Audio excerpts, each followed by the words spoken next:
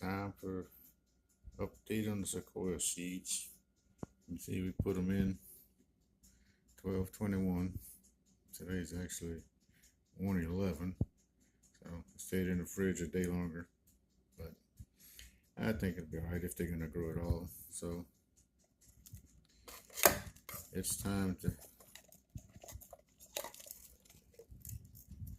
go ahead and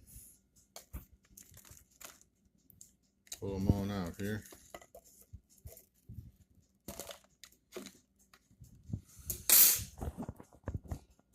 And I'll put them in a warm spot. We'll see what happens here in the next couple of weeks. See if they actually sprout or not.